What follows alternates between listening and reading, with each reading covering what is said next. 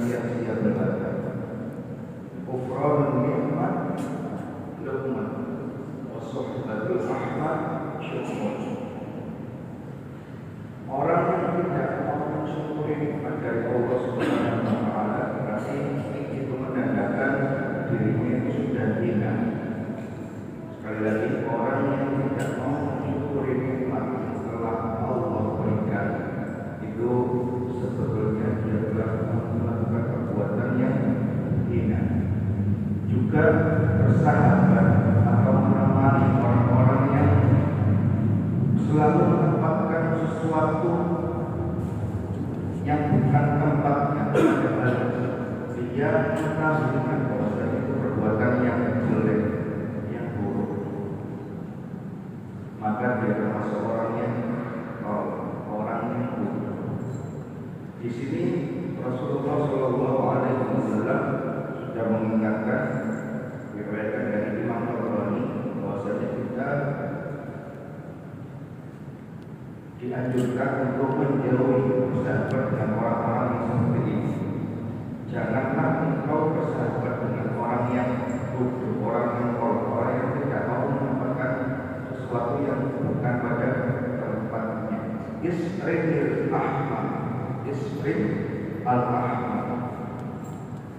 Maksudnya gimana? Jadi memutuskan hubungan dengan orang yang tidak memberikan manfaat kepada orang lain. Kita harus menjauhi.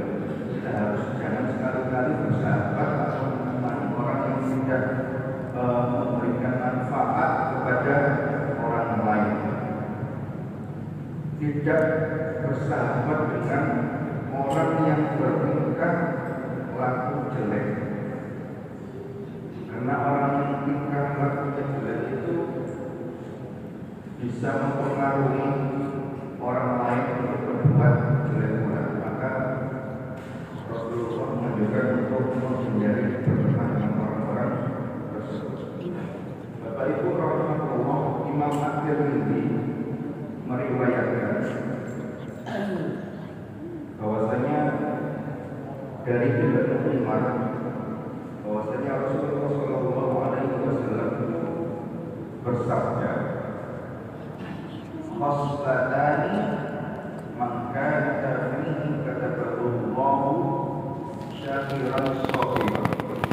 Ada sebuah perkara yang barang siapa memiliki kedua perkara ini, maka Allah Subhanahu wa taala akan mencatatnya sebagai orang yang bersyukur dan penyayang. Wa man lam takun fihi lam yashkurullah syakiran wala shakiran. Dan barang siapa yang tidak memiliki kedua perkara tersebut, maka Allah Subhanahu wa taala tidak akan mencatatnya sebagai orang yang menyabar dan tidak pula sebagai orang yang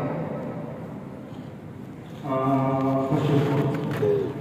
Orang yang tidak menyabar dan tidak pula orang yang bersyukur bila tidak memiliki kedua perkara ini. Nomor itu yang pertama adalah man nadhara fi dinihi ila man huwa fawqahu faqtada.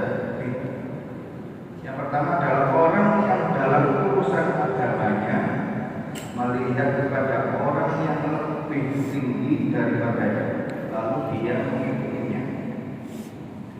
Bila kita melihat orang lain lebih baik daripada kita, lebih tinggi ilmunya daripada kita, kemudian kita mengetahuinya, kemudian kita ingin mendapatkan ilmu dari orang tersebut, tegese rendah hati, tidak menyombongkan diri bahwa dirinya itu lebih rendah daripada orang lain yang lebih baik.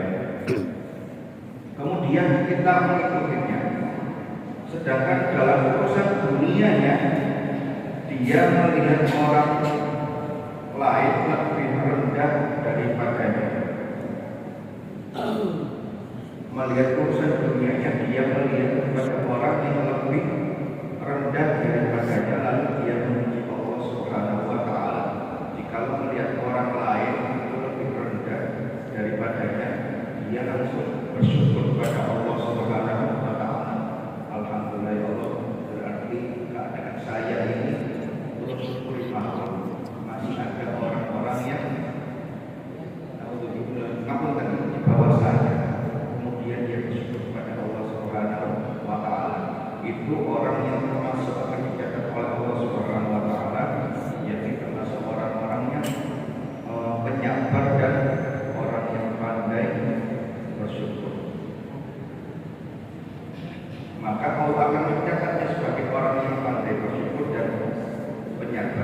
Yang kedua,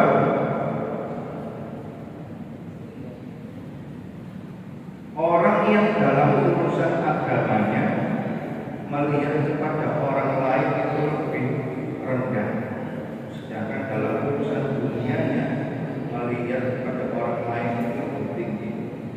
Kesini ku nyepelek ilmu bahwasanya ilmunya adanya lebih tinggi daripada orang lain, itu tidak termasuk golongan orang-orang yang oleh Allah sebagai golongan orang yang pandai bersyukur dan orang yang penyabar. Alhamdulillah, semuanya alhamdulillah. Berarti riwayat ini dari Ibnu Amr. Berarti itu rahimahullah melanjutkan materi selanjutnya adalah masalah tentang dunia dan kematian. Di sini ada seorang penyair itu berkata bahwasanya, wahai orang yang sibuk dengan dunia, sungguh ia telah tertipu oleh panjangnya angan-angan, atau selalu berada dalam kelalaian hingga ajal mendekatinya. Bahwasanya kematian itu datang tanpa pemberitahuan.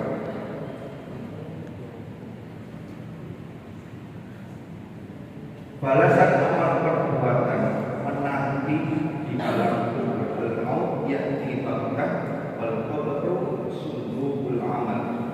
Balasan amal perbuatan telah menanti di alam kubur, maka isbir ala ahwalina la mauta illa bil ajal. Maka bersabarlah dalam menghadapi kesusahan di dunia ini, sebab la mauta illa bil ajal, tiada kematian kecuali jika ajalnya telah datang. Demikian yang bisa kami sampaikan, mudah-mudahan bermanfaat dan memberikan barokah.